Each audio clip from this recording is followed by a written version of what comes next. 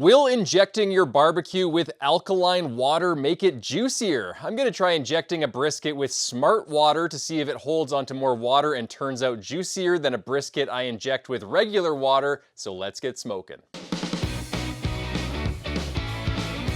Welcome to the Smoke Lab. My name is Steve Gao, and on this show I do crazy barbecue experiments you would never do at home so you can learn from my trial and error.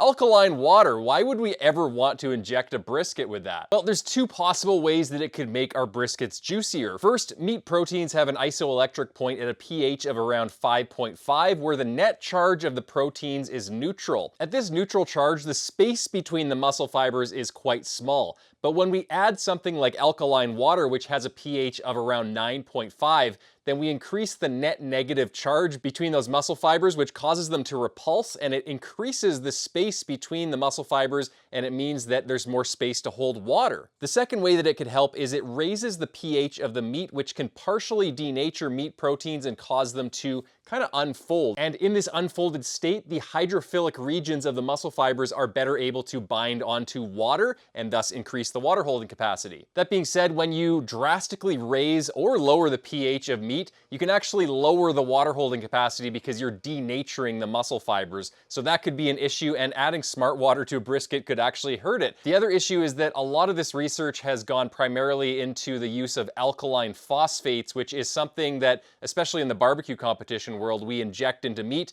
to increase the juiciness and the water holding capacity.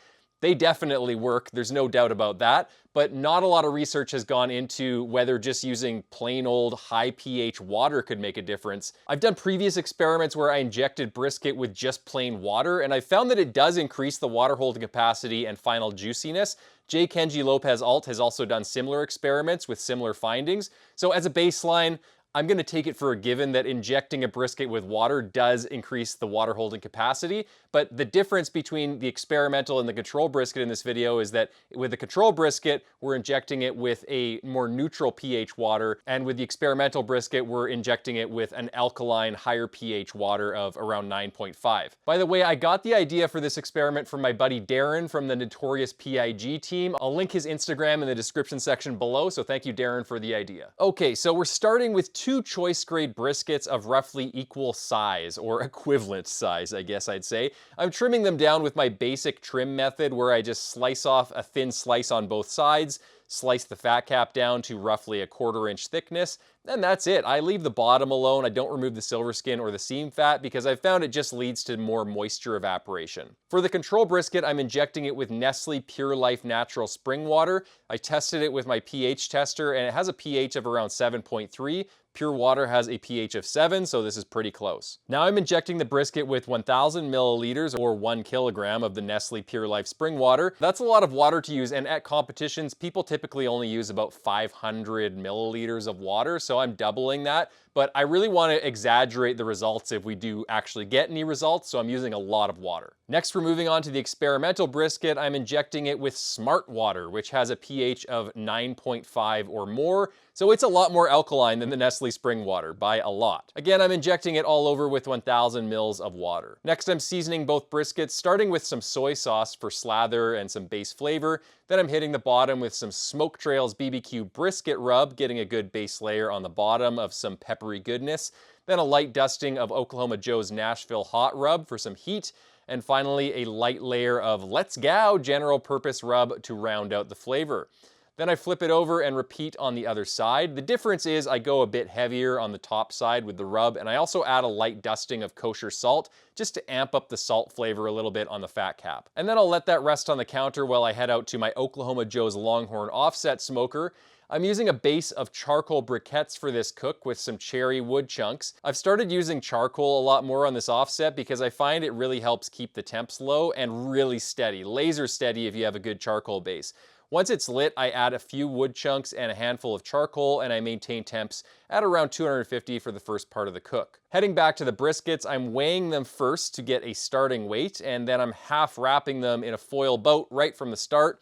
This is currently my favorite way to cook briskets because it really protects them from drying out, and it allows me to be less attentive with my fire management. Usually back in the day, I'd have to sit out by my Oklahoma Joes and really monitor the temps and add more wood or adjust the damper to try to get the temperatures really laser steady. But nowadays, I have two really young kids. They don't have a lot of time for that. I have time to go out to the smoker every 15 or 20 minutes and add fuel. So now I'm okay with temperature swings from 225 to 275. As long as I'm in the ballpark of 250, I'm okay with that. And that's why I like this foil boat method, because even if I have really poor fire management and a lot of temp spikes, the foil boat really protects the brisket, and it protects it from all of those temp spikes and from getting possibly burnt. Both briskets are now going on the Longhorn side by side. I'm placing a probe right in front of them. That's where I'll control the temps from.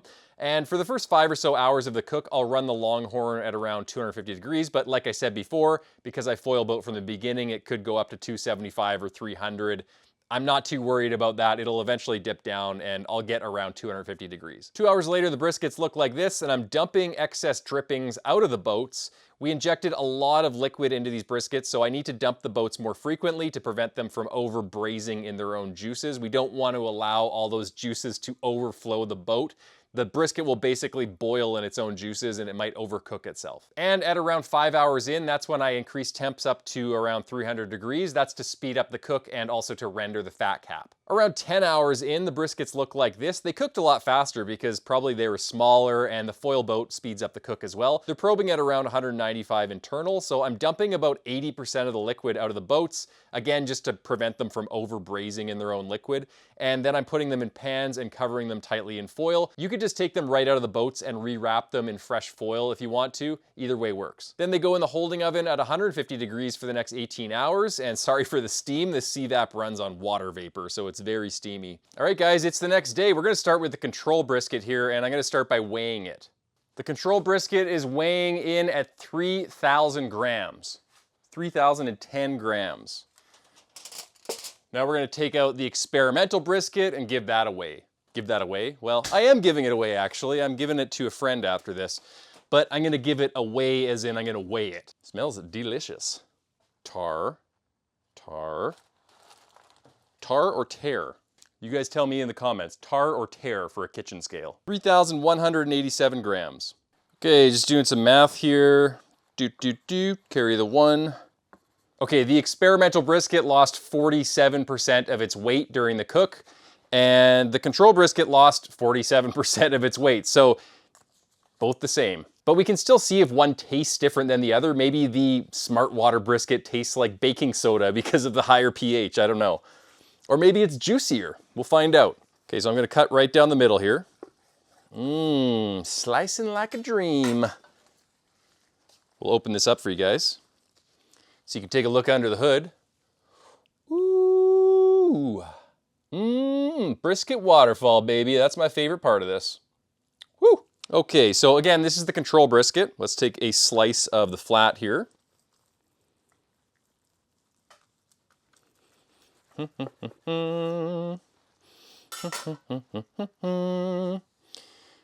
there we go. That's a nice looking slice. Bends over my finger without breaking. That is a good indication that the brisket is perfectly cooked. But what really tells us this story is how it pulls apart. So let's see how it pulls. Pulls apart effortlessly with a little bit of tug. So that's a good, well-cooked brisket. Let's taste it. Super juicy, really good. I'd serve it to anyone. It doesn't have as much beef flavor as my regular briskets. Usually my briskets taste really beefy when I prepare them with this method, the long hold method. And this one is a little bit more pot roasty, and by that I mean like the flavors are a little bit more washed out. And I think that's probably because we injected it with 1 kilo of water. That's a lot of water to inject a brisket with, and I think it did have an impact. It kept it juicier, but it washed out some of the flavor. Which would I prefer? I don't know, it's tough to say. I do like this brisket though. Okay, let's try the experimental brisket. I'm just going to cut it right down the middle. This one's a little bit longer and skinnier, but they're both kind of equal in size. It's sliced a little bit tougher. Let's check out the brisket waterfall. It looks pretty good. I'm liking the look of that. Looks a little bit drier, to be honest though. Just looking at the grains. does look a little bit drier to me. Let's take a slice off here.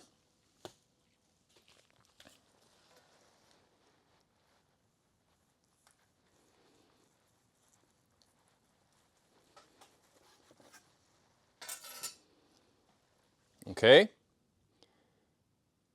Good brisket slice.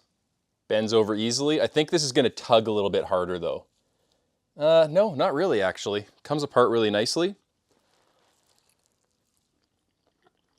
It's good, but it tastes even more pot roasty than the control brisket.